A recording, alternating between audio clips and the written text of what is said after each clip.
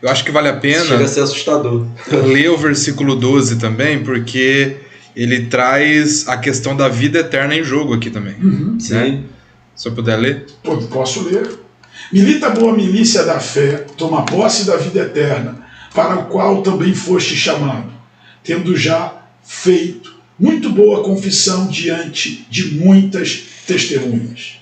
Então veja que a ideia de salvação está atrelada ao que é prioridade para o homem.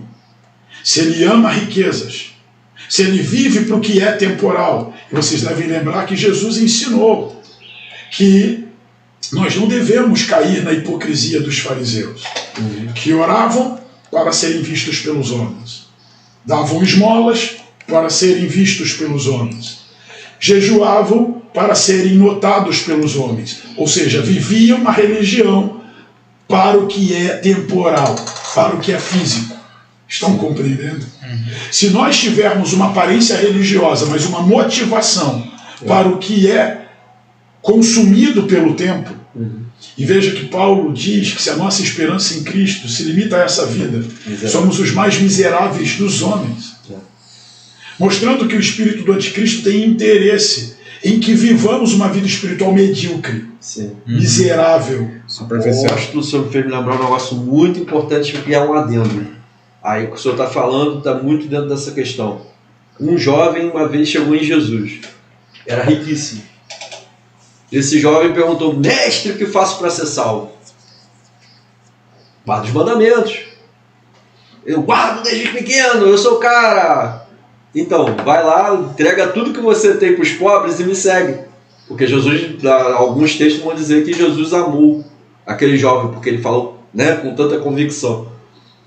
Só que aí quando ele fala da questão da riqueza, abandonar aquilo que ele tem, o que ele faz? Fica triste. Porque o coração dele estava onde?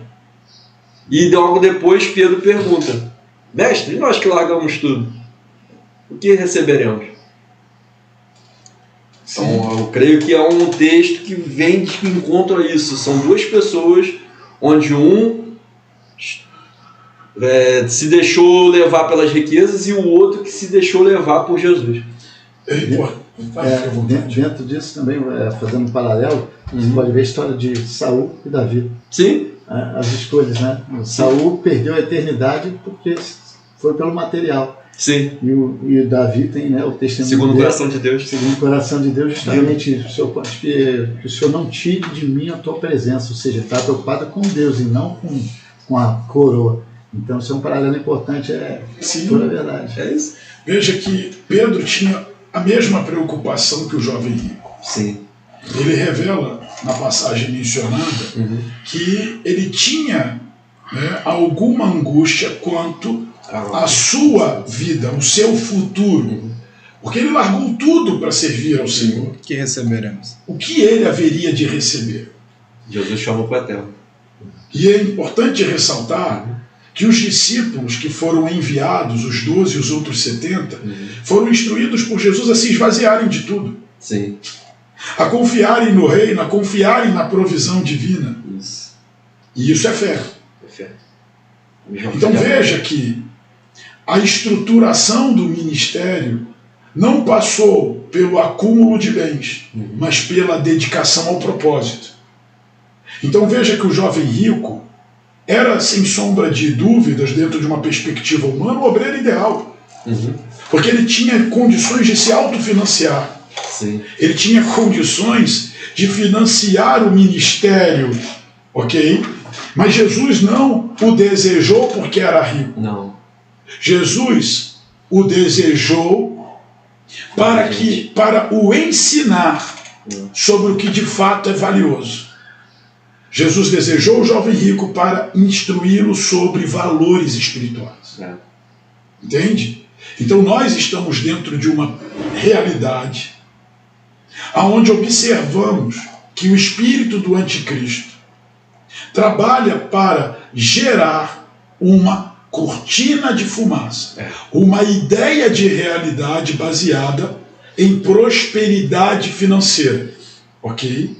Baseada em conforto, em conquistas humanas. Muitos se vangloriam de suas realizações. E de fato, cada conquista deve ser celebrada, deve ser atribuída a Deus. Mas muitos, em virtude destes objetivos, abdicaram de fazer o mais importante. Então veja que Timóteo recebe de Paulo a instrução de que muitos, querendo ser ricos, transpassaram a si mesmos. Imagine alguém que deita sobre a própria espada, ok? Cometeram suicídio, se suicidaram, ou seja, destruíram a sua vida, dedicando-se à ideia do enriquecimento. Perderam a eternidade. Perderam a eternidade. No verso 17, ele faz uma última advertência a Timóteo. Ok? É importante destacar que Timóteo foi um dos presbíteros da igreja em Éfeso. Éfeso é uma cidade com uma grande estrutura portuária, né, onde o comércio era muito ativo, e é provável que a igreja por ele pastoreada tivessem pessoas com grandes posses, e que o tema abordado por Paulo era uma preocupação apostólica e pastoral de Paulo com aquele contingente de crentes congregados na região.